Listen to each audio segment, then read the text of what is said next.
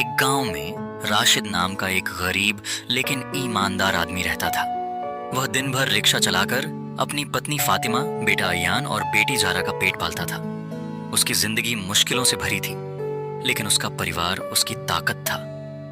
मुश्किलों का पहाड़, फातिमा बीमार रहती थी और घर का खर्चा चलाना बहुत कठिन हो गया था।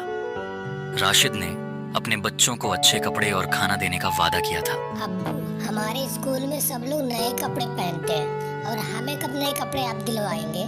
अब्बू, एक हमारे लिए नए कपड़े बनवा दो ना प्लीज अब्बू। बस बेटा, थोड़े दिन और सब्र कर लो, अच्छे दिन आने वाले हैं। इंशाल्लाह अगले जुमे को तुम्हारे लिए नए कपड़े जरूर लाऊंगा बेटा। अभी काम धाम चल नहीं रहा है। लेकिन गरीबी ने उसे तोड़ दिया। फिर भी उसने अपनी मेहनत और ईमानदारी का दामन नहीं छोड़ा। डरावनी रात एक दिन राशिद देर रात काम करके घर लौट रहा था। उसका रास्ता उस बड़े पेड़ के पास से गुजरता था जिसे लोग चुड़ैल का पेड़ कहते थे। गांव वालों का कहना था कि उस पेड़ पर एक चुड़ैल का वास है जो रात को अकेले गुजरने वालों को नुकसान पहुंचाती है।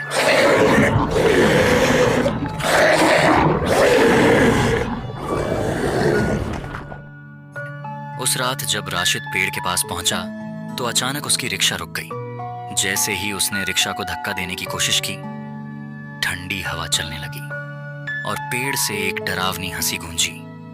राशिद ने सिर उठाकर देखा तो सफेद कपड़ों में एक डरावनी औरत पेड़ से उतर रही थी। चुड़ैल ने अपनी काली आंखों से राशिद को घूरते हुए कहा, तुम मेरे इलाके में आए हो, अब तुम्हें इसकी सजा मिलेगी। राशिद डर से कांपते हुए बोला, मैं एक गरीब आदमी हूँ, मेरी बीबी बीमार है, मुझे अपने बच्चों के पास जाना है, कृपया मुझे जाने दीजिए प्लीज। लेकिन चुड़ैल ने उसकी बात अनसुनी कर दी और उसकी ओर बढ़ने लगी। ठीक उसी समय आसमान से चमकदार रोशनी उतरी। वह रोशनी इतनी तेज थी कि चुड़ैल घबरा गई। राशिद ने देखा कि एक सुंदर परी सा वहां उतरी। उनका चेहरा चमक रहा था और उनके हाथों में सुनहरी छड़ी थी।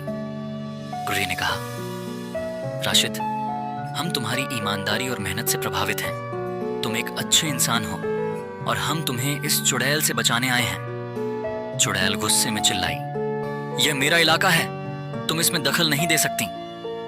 परी ने अपनी जादुई छड़ियों से चुड़ैल की शक्ति कमजोर कर दी।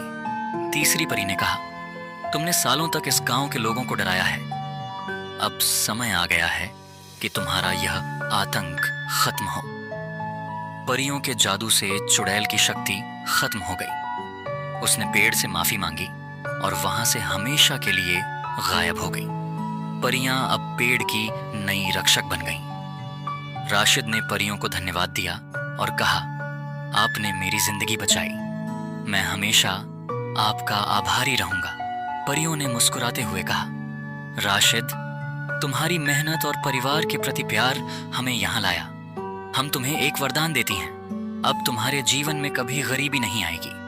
उन्होंने एक सुनहरी थैली दी जिसमें असीमित धन था। साथ ही उन्होंने फातिमा और बच्चों के अच्छे स्वास्थ्य का आशीर्वाद दिया। खुशहाल जिंदगी राशिद की जिंदगी बदल गई। उसने अपने बच्चों को अच्छी शिक्षा दिलवाई और अपने गांव में एक नया स्कूल बनवाया।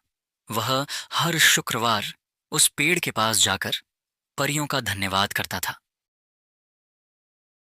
ट्रेन रात का समय था। राहुल और उसके दोस्त एक छोटे से गांव में छुट्टियां मना रहे थे। गांव के बुजुर्गों ने उन्हें चेतावनी दी थी कि पुराने रेलवे ट्रैक पर मत जाना। वहां एक भूतिया ट्रेन चलती है जो हर अमावस्या की रात प्रकट होती है। राहुल को डर कम और जिज्ञासा ज्यादा थी। उसने अपने दोस्तों को राजी कर लिया कि वे उस रात ट्रेन देखने चलेंगे। ट्रेन का सामना आधी रात के करीब वे रेलवे ट्रैक पर पहुंचे। चारों तरफ सन्नाटा था, केवल झींगुरों की आवाज सुनाई दे रही थी। अचानक दूर से एक तेज सीटी की आवाज आई।